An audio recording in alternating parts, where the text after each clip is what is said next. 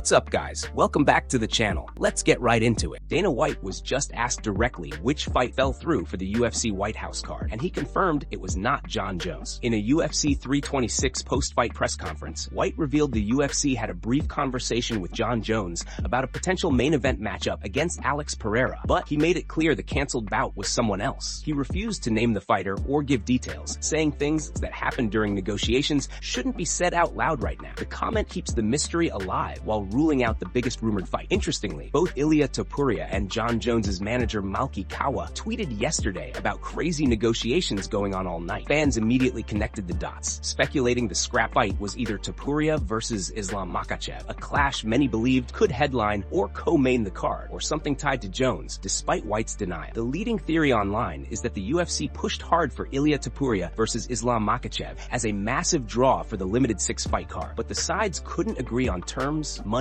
or timing. Dana, you talked about you don't want to say what fight fell out, which is fair enough, but there is obviously... Well, there's weird circumstances around it that we probably shouldn't talk about. Okay. There is speculation, of course, that it's Jon Jones. No, it's not. Was Jon ever, which I told you guys 100,000 times, was Jon Jones even remotely in my mind to fight at the White House. Some guy with, meta glasses on filmed him talking about his hips, that his hips are so bad. And I don't know if you guys saw that flag football game where he can barely run. Jon Jones he retired because of his hips. He's got arthritis in his hips. Apparently he's been,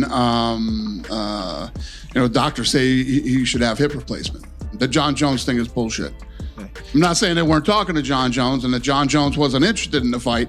And what was even crazier is Jon Jones came out and was like, I'm in negotiations right now for the White House fight, after I had already sent a text to his lawyer saying, never gonna happen ever. Charles Oliveira just called out both Nate Diaz and Conor McGregor after a dominant wrestling-heavy masterclass to win the BMF title over Max Holloway last night, and the fallout is already shaking up the lightweight division. Conor McGregor wasted no time on X, tweeting that he's down to fight Oliveira next, clearly eyeing the fresh BMF belt holder as his return opponent after years away. In the post-fight press conference, Charles Oliveira fired back with even bigger energy, saying he's ready for both Conor McGregor and Nate Diaz on the same night if the UFC wants to make it happen. He said they can do it at 170 if they want, it doesn't matter, and even floated a Grand Prix style setup, put 2 fights on the same day and see what happens. Ariel Helwani addressed the rumors head on, saying it's no secret the UFC was heavily looking at McGregor facing the winner of the Oliveira versus Max Holloway BMF bout. But after Charles's performance, where he controlled Max with takedowns, top pressure, and ground dominance, Helwani believes Oliveira may have priced himself out of that Conor fight. The BMF win keeps Oliveira in the title conversation at 155, but his ground-heavy showing shifted the narrative fast. I said a million times, Conor was not in the running for the White House. They have to make money off of Conor McGregor. They can't make money off of him fighting at the White House. And so what they were looking at was Conor fighting the winner of this fight on July 11th.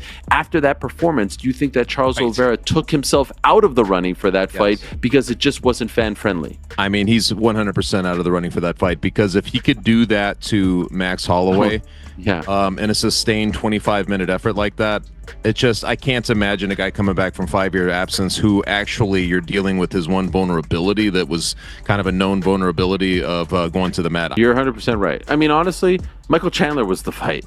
Michael Chandler should still be fighting Conor McGregor. They are giving him the White House card, which we'll talk about in a moment, but you're 100% right. I think there'll be way more interest in that.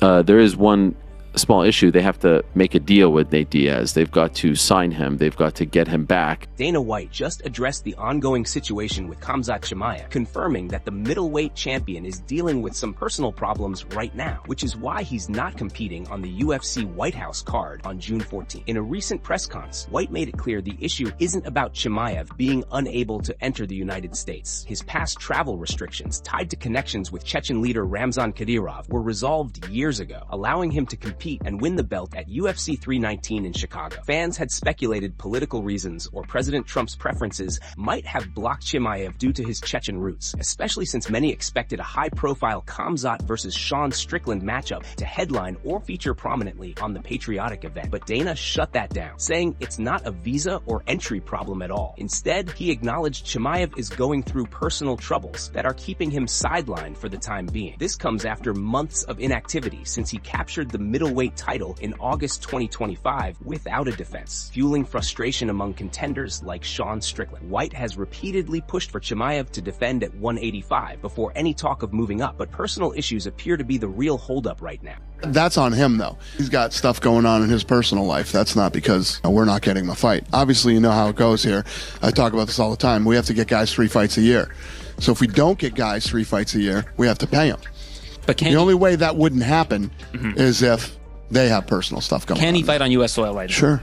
Okay, so there's no issues there in terms of hurdles. No. Luke Thomas just shared his take on the UFC White House card, saying he's not impressed overall, despite the main and co-main events being strong. Luke Thomas praised the top 2 fights as solid draws, but called the rest of the lineup very forgettable and lacking the high-profile matchups fans expected from such a unique event. He felt the UFC could have stacked it with bigger names to match the once-in-a-lifetime setting on the South Lawn for America's 250th anniversary. At the same time, he made it clear he's happy the UFC didn't reward Jon Jones with a high-paying spot on the card. He pointed to Jones's recent chaos, retiring, then unretiring almost immediately, creating uncertainty and frustration for fans and the promotion. Luke sees the decision as the right call, avoiding giving Jones a massive payday and legacy boost after that back-and-forth behavior, especially with his history of reliability issues. The card remains short due to capacity limits, and while the headliners carry weight, many fans and analysts believe the undercard fell short of expectations for such a historic show. Would I rather see Islam versus Ilya? Sure.